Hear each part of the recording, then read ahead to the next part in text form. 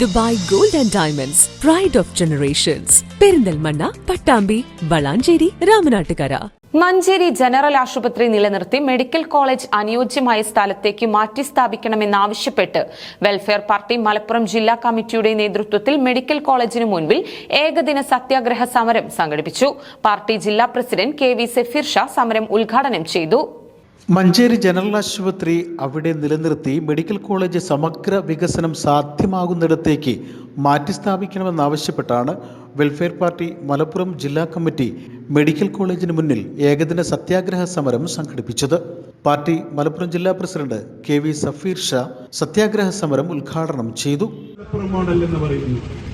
ഇങ്ങനെയല്ല, ഭരണകൂടങ്ങൾ അവരുടെ ചെയ്തികൾക്കും ഇച്ഛകൾക്കും അനുസരിച്ച് ഏറാൻ മൂളികളെ സൃഷ്ടിച്ചിട്ടുണ്ടെങ്കിൽ ഇവിടുത്തെ പരമ്പരാഗത രാഷ്ട്രീയ പാർട്ടികളെ ഒരുപക്ഷെ നിങ്ങൾക്ക് വിലയെടുക്കാൻ കഴിഞ്ഞേക്കും.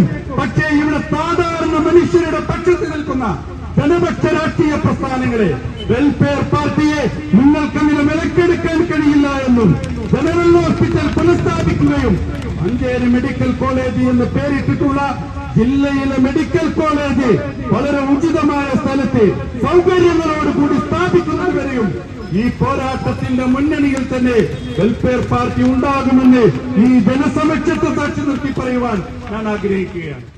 പാർട്ടി ജില്ലാ ജനറൽ സെക്രട്ടറി കൃഷ്ണൻ കുനിയിൽ സത്യാഗ്രഹ സമരത്തിന്റെ ഉദ്ഘാടന ചടങ്ങിൽ അധ്യക്ഷത വഹിച്ചു.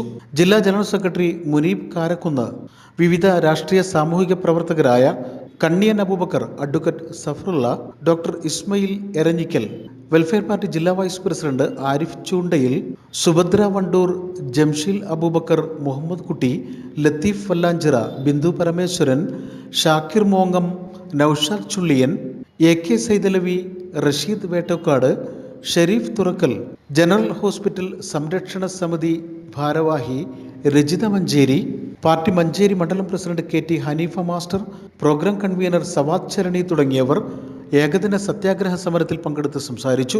News bureau, Manjeri.